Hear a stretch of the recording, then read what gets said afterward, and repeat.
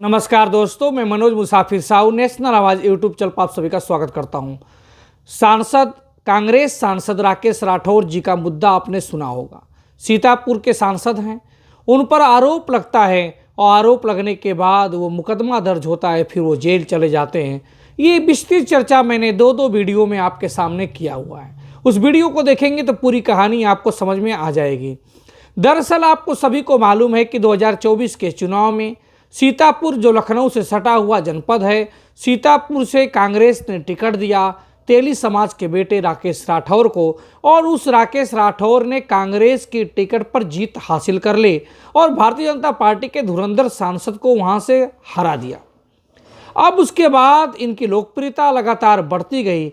लगा कि कांग्रेस का प्रदेश अध्यक्ष बना दिया जाएगा उत्तर प्रदेश का, लेकिन इसी बीच एक आरोप लगता है। उस आरोप लगने के बाद राकेश राठौर का पूरा राजनीतिक कैरियर दांव पे चला जाता है।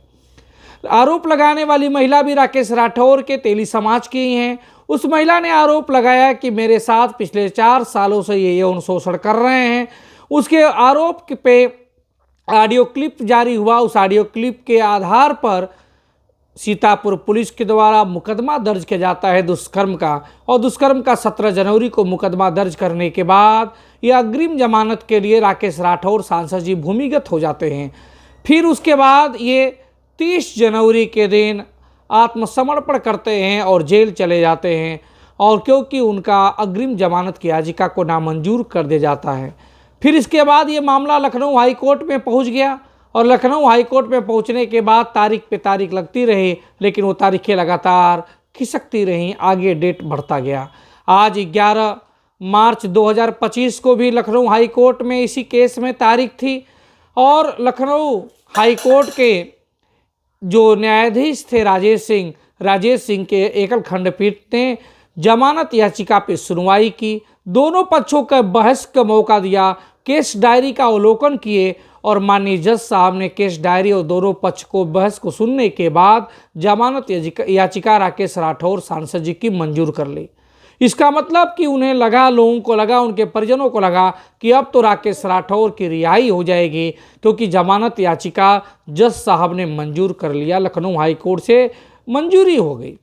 लेकिन ठीक उसी समय एक और पुलिस के द्वारा धारा जोड़ दी गई, और उस धारा का BNS 69 धारा। BNS 69 धारा का मतलब होता है कि आप शादी का झांसा देकर शोषण लगातार कर रहे हैं। अब इस शादी का झांसा देकर शोषण करने वाली जो धारा BNS 69 लगी है, इस वजह से राकेश राठौर की जमानत याचिका, दुष्कर्म वाले केस में जमानत मिल चुकी है, लेकिन फिर भी रिहाई नहीं होगी, क्योंकि अभी नई धारा जुड़ गई, और इस नई धारा जोड़ने के वजह से अब पुनः इनको हाई कोर्ट में जमानत याचिका दाखिल करनी पड़ेगी। फिर से उस पर बहस होगी, और बहस के बाद फिर से माननीय जज साहब का जो भी आदेश होगा वही स्वीकार होगा, और उसी के अनुसार इनकी आगे की कहानी लिखी जाएगी कि ये जेल की सलाखों से बाहर आएंगे या जेल की सलाखों के अंदर ही रहेंगे।